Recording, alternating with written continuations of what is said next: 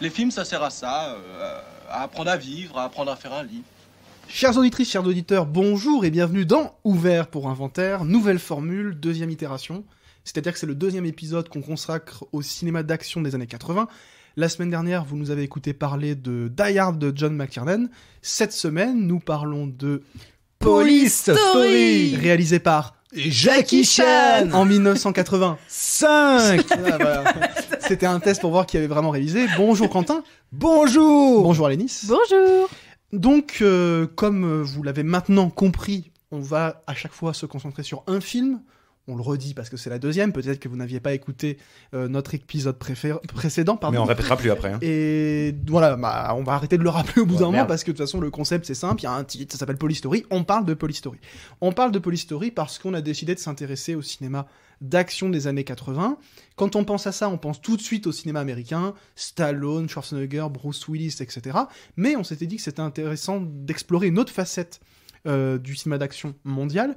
Et l'autre grand pays d'action, de cinéma d'action de cette époque qui a pris très au sérieux le cinéma d'action, c'est Hong Kong. Et un de ses plus grands représentants, c'est Jackie Chan, qui est très connu notamment pour sa carrière américaine, en tant qu'acteur, mais on a tendance à oublier que ça a aussi été un cinéaste et un cinéaste d'action vraiment important à Hong Kong dans cette période-là.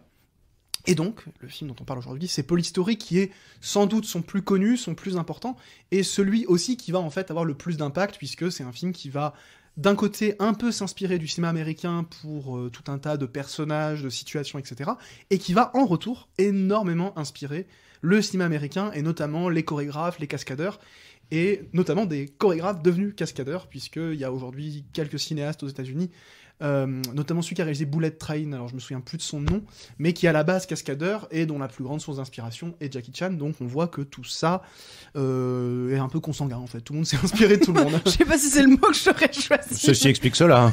Oui, mais ça explique pourquoi, en fin de parcours, les films Je sont sais un peu pas. mauvais, parce que c'est un peu les fins de cycle. Bon bref, Oui, la métaphore devient un peu crado, mais... Fin de race. Ouais, bon bref. Fin de non-recevoir. Vous m'avez un peu ruiné mon intro. Désolé. Alors avant de contextualiser un peu le film, maintenant, comme maintenant on est encore un peu dans l'intertextualité où on explique ce qu'on fait, on contextualise un peu plus les films qu'avant, mais peut-être un petit pitch. Alors c'est marrant parce que Police Story est à la fois bordélique et simple, c'est-à-dire qu'en fait l'intrigue est assez simple et en même temps des fois on s'y perd un peu. Quentin, est-ce que tu veux t'y coller Non. Non, parce que en fait, pour ne rien vous cacher, outre le fait que je trouve ça à chier contre les murs, je suis désolé, mais on en reparlera. Mais j'ai En dû mode possession, tu sais. j'ai dû voir ce putain de film en cantonais. Impossible d'avoir les putains de sous-titres. C'était décalé de 3 minutes, donc j'avais. Bah c'est pas la faute du film. Bah non, c'est la faute de ton site de merde. Et donc, C'est autre chose. je regardais le truc et je voyais bien que ça écrivait des trucs, mais il y avait personne qui parlait. Et j'avais la réponse, en fait, de ce qui était écrit 3 minutes après. Donc, au bout d'un moment, je me Après, suis dit... bon, l'intrigue est pas... Oui. Non, voilà, c'est ça. Je me Donc, suis dit... bon, justement, l'intrigue... Avec leur Jérémiade, on arrivait quand même à Peut-être comprendre. en 2 mots, donc il y a une descente de police dans une espèce de bidonville. Voilà. On fait tomber un baron de la drogue, et parmi les gens qu'on capture, il y a sa compagne, associée, etc. Ouais. Et on décide en fait, la police décide de la relâcher pour la surveiller, et justement l'utiliser comme levier pour éventuellement faire tomber le baron de la drogue. Et tout le départ du film finalement, c'est qu'on va du coup lui associer un flic pour la surveiller, et ce flic est joué par Jackie Chan, et est un flic à la fois exemplaire, et en même temps un peu maladroit, un peu crédule, gaffeur, ouais, un peu c'est crédule, qui est un peu l'archétype des personnages que jouait Jackie Chan à cette époque. Et du coup, on va pas développer toute l'intrigue, parce qu'il y a plein après d'espèces d'embranchements, où Jackie Chan va finir par finalement... plus ou moins agir contre sa hiérarchie pour le bien de la réussite de la mission. Et contre ses valeurs aussi, au contre fur et à ses mesure. valeurs, Ouais. effectivement.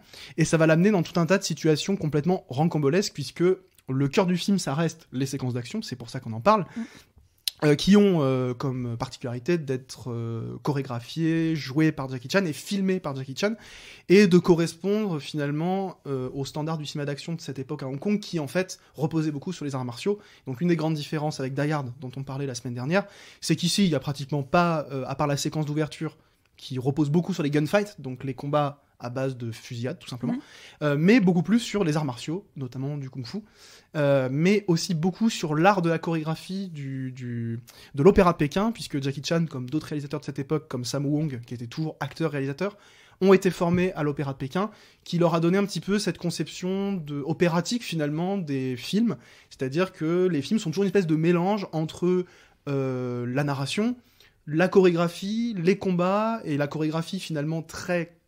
ça paraît con, mais chorégraphique, c'est-à-dire que la chorégraphie se donne à voir, c'est très impressionnant, c'est très élaboré, on a toujours des personnages qui sautent de partout, et tout ça pris dans un film d'action qui repose sur des principes relativement standards. Et donc pour finir, pour la contextualisation, Jackie Chan en fait commence sa carrière comme cascadeur, comme maître d'art martial au cinéma. Il est vite repéré pour son talent, parce qu'il est quand même hyper balèze. Et en début de carrière, en fait, on pense à lui pour succéder à Bruce Lee, qui est décédé tragiquement et brutalement. Et il a le talent pour, mais en même temps, on lui dit, en même temps, t'as une tête trop marrante, trop ronde pour être pris au sérieux. Et donc, il va presque, pas inventer, mais il va aller dans un créneau qui est l'action comédie, la comédie d'action, et notamment la comédie de kung-fu, qui va devenir sa spécialité. Ça va cartonner jusqu'aux États-Unis, et donc forcément, après, il a une carrière américaine.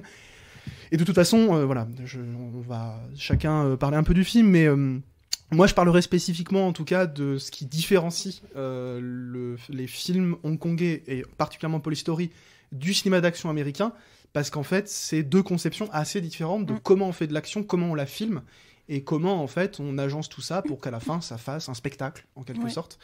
Il y a des choses assez intéressantes en termes de montage, etc. Alors, je vous rassure, ce sera pas une leçon ou autre, mais il y a quand même des trucs assez intéressants, et Police Story est assez exemplaire. Et donc voilà, ça a beaucoup inspiré les Américains. Moi, ce qui m'a beaucoup surpris au début du film, c'est aussi le côté très... En fait, le fait de jouer sur la chorégraphie et les cascades, ça m'a fait beaucoup penser à de la comédie classique à la Buster Keaton ou à la Charlie Chaplin, notamment quand Jackie Chan donc, court après un bus et essaye de rentrer dedans, mais voilà, les méchants essayent de le faire sortir. Et il est à moitié en train de se prendre les voitures. Il y a vraiment un côté jeu avec le corps qui m'a fait penser justement au cinéma un peu classique, enfin cinéma de comédie classique américaine. Mais en même temps, est-ce que je connais le cinéma classique hongkongais ou chinois ? Pas du tout. Donc, Bah là, de toute façon, on parle vraiment de Jackie Chan. Mais c'est marrant parce que moi, je me suis noté Chaplin aussi, pour quand il bouffe ses nouilles avec ses crayons, là, et les gommes qui tombent et tout. On dirait quand Chaplin mange sa godasse dans la rue vers l'or. Et à la différence que, enfin, quoi que non, parce que là aussi, il mange de bon appétit, et Chaplin mange avec, vraiment, on a envie de bouffer cette godasse quand il la bouffe. Qui était en réglisse. Qui était, alors voilà, ce qui explique quand même qu'il la mange, parce que c'est vrai que sinon, le cuir. C'était du cuir véritable. Faut quand même bon chicot, quoi. Mais oui, là, j'ai pensé à ça, oui. Et par rapport à ce que tu disais à l'instant, je pense maintenant. Parce que évidemment, les Américains, c'est le côté bodybuildé surtout dans cette époque-là, donc assez lourd face évidemment à la légèreté, la souplesse, la dextérité. Parce que même si j'aime pas le film et j'aime pas parce que je suis un connard, je veux dire, j'ai été aussi assez scié par cette voltige. En fait, c'est de la voltige. Et ça m'a fait penser. Je pense. C'est peut-être volontaire, dans un des Expendables de Stallone, là, je sais plus lequel, mais il y a justement un combat entre Jet Li, qui est un peu l'après Jackie Chan, et Dolph Lundgren, et justement c'est ce truc du petit, très souple, très volatile comme ça, face à celui qu'on connaît pour être l'armoire à glace, et donc c'est deux types de combats, quoi, mais là qui se rejoignent dans un même film, bon, alors bien plus récent que Police Story, mais... Voilà. Mais ça c'est hyper pertinent pour la comparaison. Merci. Parce que justement, non, ce qui est vraiment intéressant, c'est ce que je vais dire. c'est mon rebond. Non, mais blague à part, en fait, un point que je trouve intéressant, si on compare Police Story avec Die Hard ou même en fait plein d'autres films américains, c'est que le personnage de Jackie Chan, mais il s'appelle souvent Jackie dans les films, incarne assez bien en fait la conception plus large qui se donne du cinéma d'action. Qui joue notamment sur la voilà, il y a des mots, ils veulent pas. La vulnérabilité. Voilà, la vulnérabilité des personnages où, typiquement, Jackie Chan, quand il se prend un coup, il a mal. Et il a mal parce que il est vulnérable et ça participe à la comédie, et ça, on pourra en parler, du caractère vraiment comédie d'action.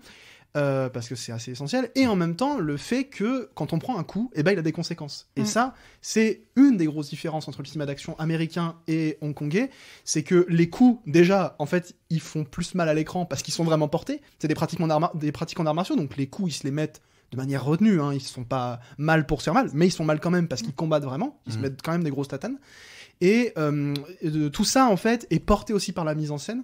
Notamment parce que la grande obsession des Hongkongais de cette époque, et surtout de Jackie Chan, c'est la lisibilité. Et la grosse différence, mais même déjà avec les années 80, notamment Die Hard, c'est qu'on a surtout en fait des plans fixes, assez larges, et assez peu de coupes. Et où en fait, tout ce qui se passe et tout le spectacle est à l'écran. Et en fait, ce qui est à l'écran, comme il n'y a pas de coupe, et où du coup le montage ne sert pas à tricher en raccordant les coups pour donner un côté impressionnant au coup, c'est que tout ce qu'on voit, c'est passé pour de vrai. Et un des trucs marquants avec Jackie Chan, c'est qu'il usait lui-même ses cascades, qui sont des cascades toutes plus folles les unes que les autres, notamment la fin de Police Story qui fait penser un peu à derrière parce qu'il y a du verre brisé partout. En fait, il saute le long d'une espèce de comme les trucs de pompiers là, une espèce de longue rampe. Et il l'a vraiment fait, et il s'est brûlé au, je sais pas, 3e degré, les mains. Enfin, il s'est vraiment blessé les mains, au 3e degré, j'abuse peut-être un peu, mais... Parce qu'en fait, il a vraiment descendu ce truc sans câble, sans rien, et il saute littéralement dans le vide. Et je trouve que ce qui traduit vachement ça, et qui le rapproche un peu de la performance, et là où on a une vraie rupture avec le cinéma américain, c'est qu'il fait un replay. Où on le voit en fait sauter 3 fois d'affilée, la même cascade sous plusieurs angles différents, parce qu'il l'a filmé avec 4 ou 5 caméras en même temps, parce qu'il pouvait le faire qu'une fois. Il est fou, mais quand même pas au point de le faire plusieurs fois. Et du coup, on est sur de la performance, où on a une espèce de confusion entre le personnage, l'acteur, et ce qu'on nous donne à voir tout à coup se détache du récit, et c'est juste une pure performance spectaculaire qui renoue avec l'Opéra Pékin, où pour le coup, on est vraiment au spectacle. Et on a un replay comme dans le sport. Au foot, on nous met un replay d'un but impressionnant parce qu'il aura lieu qu'une fois. Il est spectaculaire parce qu'il est unique. Et là, c'est un petit peu pareil, et souvent, les grosses scènes d'action des films de Jackie Chan, on a un replay. Et c'est souvent à la fin des films. Et c'est marrant que tu en parles parce que je trouve que dans des... est-ce que c'est un vrai rapport ? Je ne sais pas. Mais dans beaucoup de séries coréennes notamment, mais alors peut-être aussi asiatiques plus généralement, bah oui, même dans des films coréens en fait, t'as beaucoup ce rapport au ralenti, je trouve, pour les éléments... Alors, moi, de ce que je regarde, c'est plutôt quand il y a des trucs romantiques qui se passent, ou tu vois, voilà. Ouais, mais Jackie, quand c'est romantique, ça vire souvent aux blagues un peu lourdes. Hein, ouais, voilà, on n'est pas tout à fait sur ça, mais tu sais, cette espèce de ralenti un peu cliché, où tu vois sous différents angles, où ça prend vraiment beaucoup de temps, t'as un ralenti de 1 minute presque pour...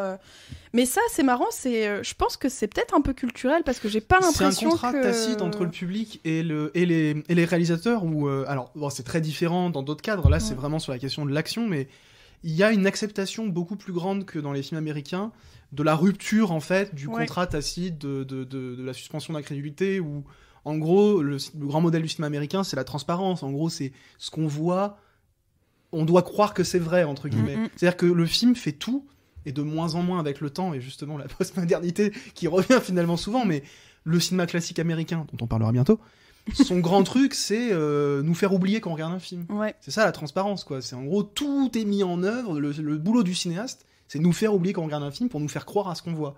Et il y a d'autres cinématographies dans le monde, et avec le temps, ça s'est un peu généralisé, mais où en gros, bah oui, on nous raconte une histoire, mais il y a plein de moments où c'est pas très grave si on oublie qu'on regarde un film, parce qu'on peut aussi jouir purement de ce qu'on est en train de voir.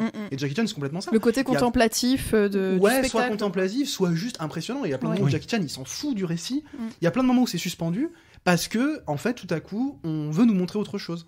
Et ce qu'on nous montre, en plus, c'est ça la particularité de ces films d'action, c'est ce qui s'est passé sur le tournage.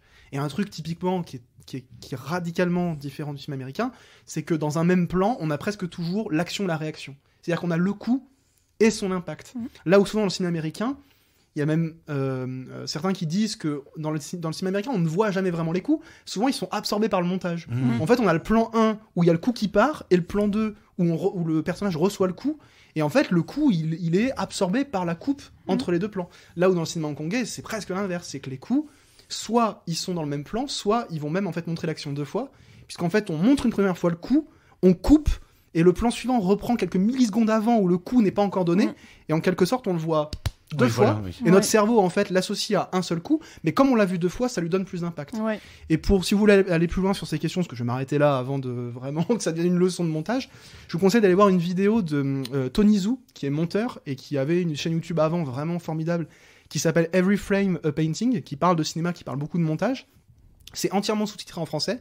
Il a fait une vidéo qui s'appelle How Jackie Chan did action comedy, et je crois que vous pouvez le trouver en français, vous mettez Jackie Chan comédie d'action, et il explique parfaitement la logique de montage des films de Jackie Chan, et aussi sur pourquoi c'est des comédies d'action, en montrant que le cinéma américain en fait va alterner entre des séquences d'action et des séquences d'humour, ou alors des séquences d'action ponctuées d'humour, genre on fait des blagues, comme dans Die Hard, là où chez Jackie Chan, la comédie c'est l'action et l'action c'est la comédie. Complètement. Où en fait l'un est complètement absorbé à l'autre et le grand truc de Jackie Chan c'est je suis dans la merde et ben je vais prendre une échelle, une chaise, ce qui est à portée de main pour combattre de manière spectaculaire et créer des gags avec la même dynamique. C'est que ce qui crée l'action crée l'humour, ce qui crée l'humour crée l'action.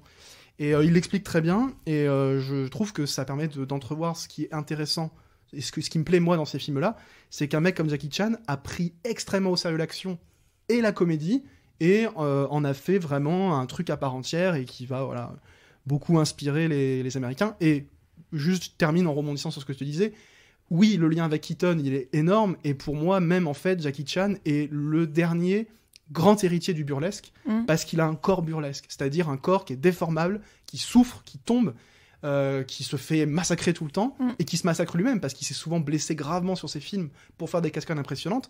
Et c'est en fait, il y a une espèce de faille temporelle où on a le burlesque qui s'arrête à peu près dans les années 30-40, et on a tout à coup un truc qui ressurgit avec Jackie Chan. Complètement. Et qui renoue avec une manière de bouger, et du coup ça donne un côté aussi anachronique, quoi. Où tout à coup il a un corps complètement incompatible avec le monde moderne, mais qui trouve son épanouissement dans ces films d'action, qui sont à la fois drôles et spectaculaires. Vous l'aurez compris, je suis fan, et je m'arrête là-dessus. Après ce long tunnel. Mais bon, j'aime beaucoup Police Story, et Jackie Chan plus généralement, pour tout un tas de raisons. Et c'est un metteur en scène vraiment à réhabiliter, parce qu'il a une manière de filmer l'action qui est chirurgicale, et que tous n'ont pas la volonté de faire, parce que ça prend aussi du temps. Ouais, mais moi je suis assez d'accord avec toi sur le côté mise en scène, mais en fait je trouve que c'est à la fois le point positif et le point négatif. C'est-à-dire que, comme tu disais, parfois le récit il est un peu mis de côté pour justement l'aspect spectaculaire, et il y a une scène qui m'a beaucoup marquée et beaucoup choquée, je dois dire. C'est la scène où en fait Jackie Chan il est mis un peu de côté, il est dans un poste de police et il doit répondre aux appels. Oui, je vois. Et il y a un comique un peu de gestuel et en même temps de ce qui est en train de se passer. Donc il répond au téléphone, il est en train de parler à sa sœur en même temps et il dit vous avez eu un accident de voiture, ah bah attendez, je vais vous passer la bonne personne. Et il répond à deux personnes, donc deux femmes qui lui disent moi je me suis fait frapper par mon mari, et il fait vous êtes sûr, et puis attendez je vous laisse de côté et je reviens, et puis moi je me suis fait violer, vous êtes sûr, mais vous êtes sûr quand même que ça s'est passé? Et en fait voilà, je trouve que c'est vraiment la scène où j'étais en mode waouh, ça a mal vieilli. On pourrait lui reprocher beaucoup de trucs à ce niveau-là, même politiquement, sa proximité avec Pékin, et puis le fait que le film a très mal vieilli, parce que il y a quand même aussi une normalisation des rapports hommes-femmes dans le cinéma, enfin dans la société hongkongaise, et que le cinéma traduit à cette époque. Il y a quand même des personnages féminins assez forts dans ces films, mais ça rattrape pas le fait effectivement qu'il y a une misogynie latente, et puis qu'il y a une certaine violence faite aux femmes. C'est clair. Même lui, en fait, les scènes où il essaie d'être tendre avec le personnage, il finit quand même par la retenir par son sac quand elle veut s'enfuir en scooter, et du coup elle se casse la figure. C'est hyper violent. C'est clair. Et puis même le geste même de la retenir comme ça, c'est un geste de violence qu'on voit aujourd'hui comme une vraie violence faite à elle en tant que femme. Ça, oui, on peut pas le nier. Et pour grand une scène cinéaste en d'action, plus, oui, mais il y a plein de trucs problématiques. Surtout... Aujourd'hui, ça rend le truc assez indigeste, effectivement. Alors même que l'idée des téléphones, c'est une vraie idée comique assez formidable. Mais c'est ce que j'allais dire, parce que en fait, même sans ces deux dialogues qui sont vraiment, moi je trouve assez choquantes, en fait, ça aurait été une autre interaction. Oui, la scène drôle, elle aurait fonctionné quand même, tu vois. Mais moi, ça m'a complètement coupé le côté drôle de la scène. J'étais en mode c'est un peu chaud, quoi. T'as raison de ne pas mettre ça sous le tapis. Et toi, Quentin, qu'est-ce qui te rebute à ce point viscéralement pour ce film-là, ou est-ce que c'est le premier film hongkongais d'action que tu voyais? Non, je pense que c'est en général, et ce film-là en particulier, mais après, bon, qu'on soit très clair, je l'ai vu. T'as dit chier contre les murs. Ouais, chier contre les murs. C'est quand même. Ouais, pour moi, c'est pas méchant. Alors déjà, j'ai été obligé de voir sur mon écran d'ordinateur. Ça me casse les couilles. Déjà, premièrement, voilà. Ensuite, pour de vrai, j'ai essayé 293 versions. Je me suis tapé le truc en cantonné. Donc, évidemment, pour plein de moments, c'était pas grave. Mais il y a quand même, par exemple, là, à ce moment-là, mon cantonné a un peu failli. C'est-à-dire, j'ai pas entendu ce genre de réplique. Sans compter que j'ai parfois un petit peu passé les secondes aussi comme ça. Mais alors, ce que j'ai noté, c'était très méchant. C'est au début, parce qu'après vraiment, comme quoi j'ai voulu faire un effort, c'est-à-dire que j'ai essayé de trouver les trucs que je trouvais, mais c'est bruyant, ça crie, ça tire dans tous les sens, ça gesticule sans arrêt, c'est les 15 premières ou les 20 premières minutes dans le bidonville. En même temps, les voitures à la fin qui cassent tout, c'est incroyable. Mais en revanche, tout de suite après, j'ai dit, il faut reconnaître le spectaculaire, parce que c'est putain de spectaculaire. Faut reconnaître. Ils ont vraiment explosé un bidonville pour de vrai. Ouais. Et ça, et même après, donc un peu plus loin, le parapluie qui est accroché au bus, tout ça. Ça, c'est du Keaton. Carrément. Pur et dur. Et franchement, tu te dis que tu peux pas leur reprocher à la fois de jouer le ridicule, parce qu'ils le jouent le ridicule, c'est pas que à cause de leur tête, c'est-à-dire qu'ils exagèrent tout, quoi. Et donc forcément, puisque tu te dis qu'ils jouent le ridicule, ça les excuse. Enfin, comment dirais-je, ça veut bien dire qu'ils prennent pas au sérieux la chose. Donc ça, moi-même, je suis obligé de me dire, bon bah alors, comme ils se prennent pas au sérieux, je vais pas les prendre au sérieux, donc je leur accorde le bénéfice du doute. Mais c'est juste que, en fait, je crois que c'est trop. Ça m'a mis la tête dans une machine à laver, je sais pas, enfin, ou une journée de cours, quoi. C'est fermé là, arrêtez de bouger et tout. C'est marrant parce que il commence à se dessiner un peu un truc avec obsession. Sur en fait un cinéma fatigant, en fait. Un cinéma bruyant qui a un côté hystérique. Qu'on peut, alors évidemment, Obsession n'a rien à voir avec Polystory, mais c'est vrai que pour le coup Polystory est un film un peu épuisant. Parce que déjà, en plus, le son est assez criard. Mais ça, c'est assez typique de la technique de l'époque, où les aigus font un peu mal aux oreilles. Et ça, c'est un peu sur toutes les versions du film.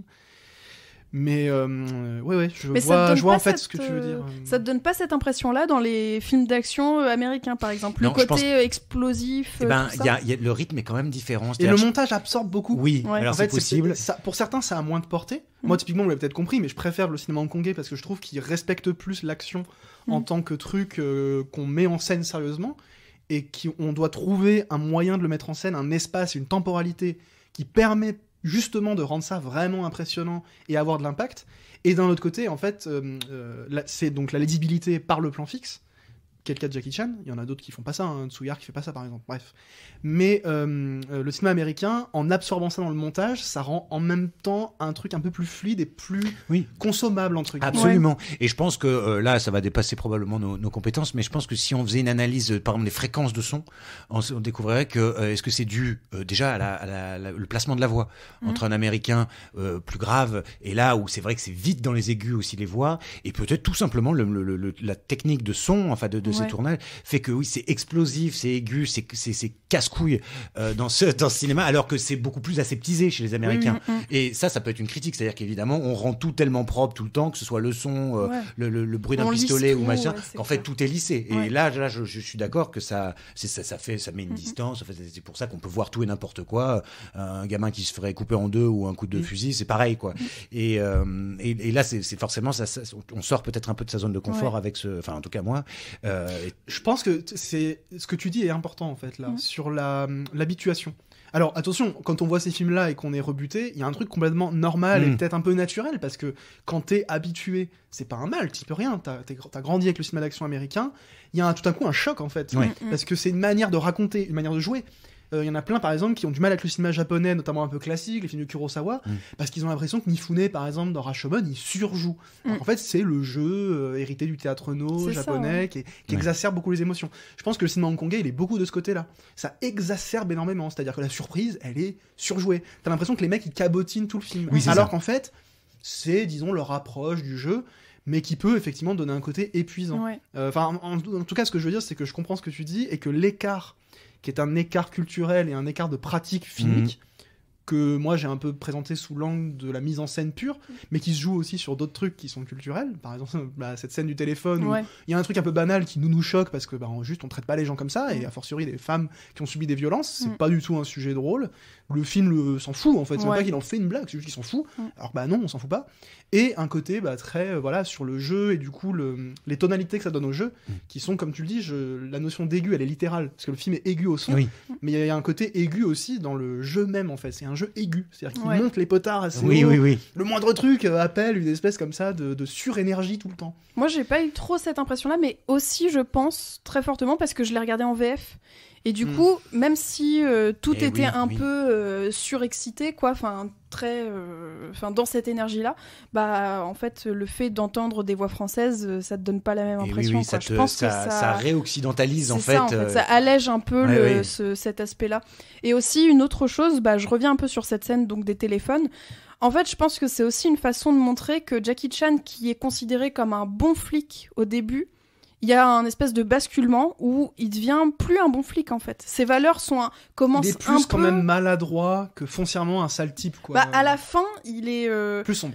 Il est plus sombre, voilà. Ouais, C'est plus plutôt violent, plus agressif. Voilà, c'est ça. Ce décalement qui se fait à peu près à la moitié du film, où il devient de plus en plus sombre, sans forcément devenir un ripou, hein, mais il y a cette espèce de changement.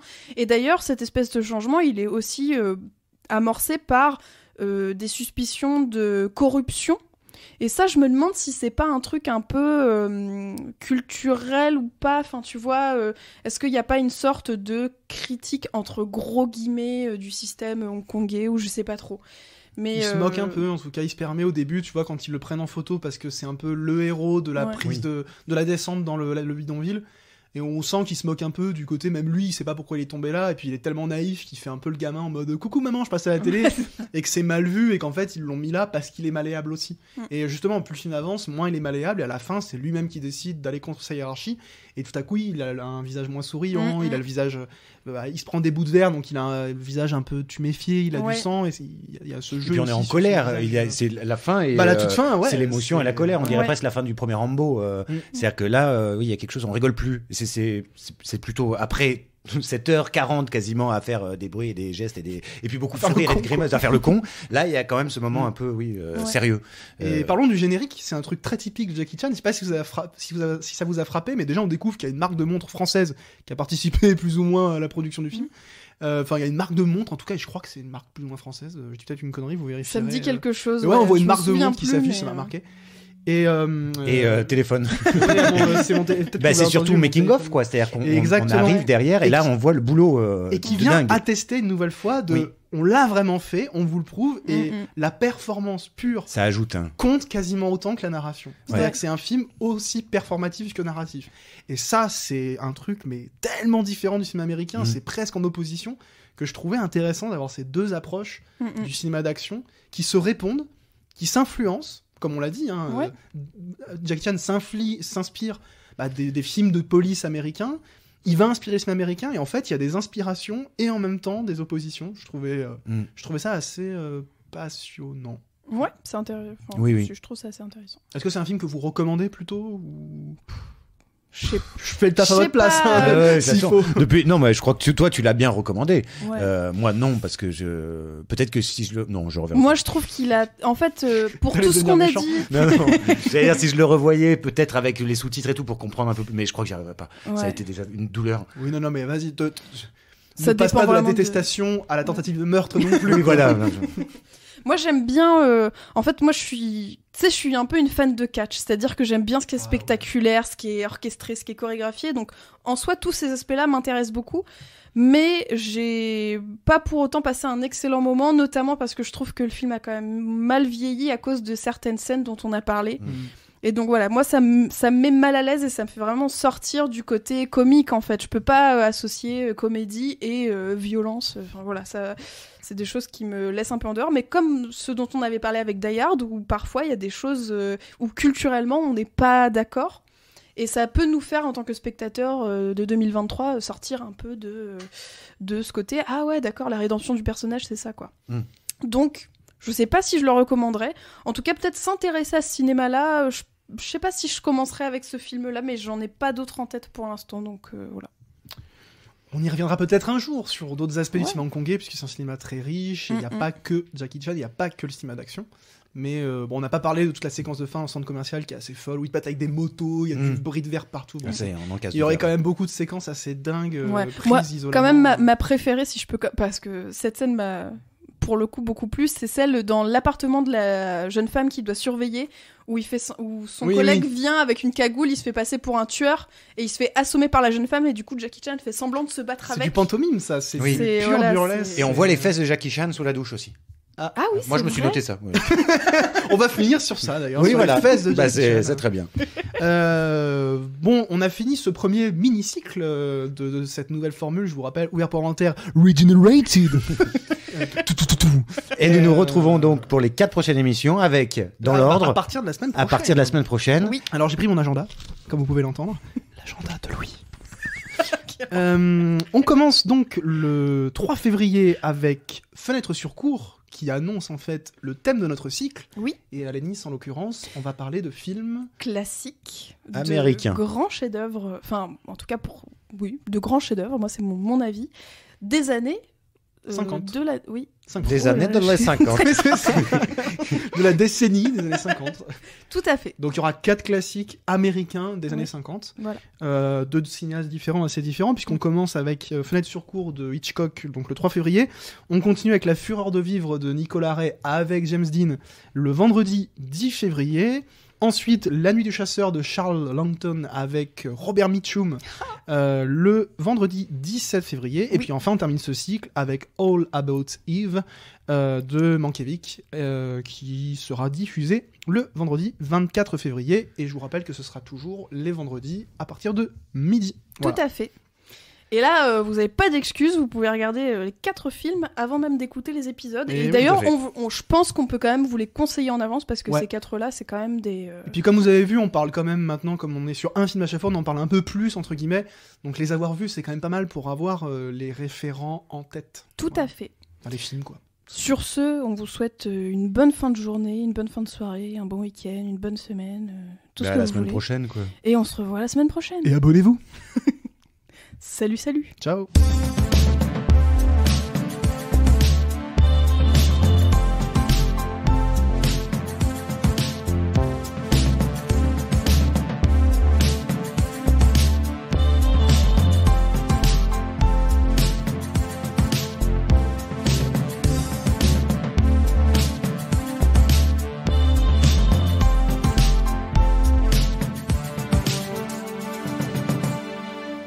Les films, ça sert à ça, à apprendre à vivre, à apprendre à faire un lit.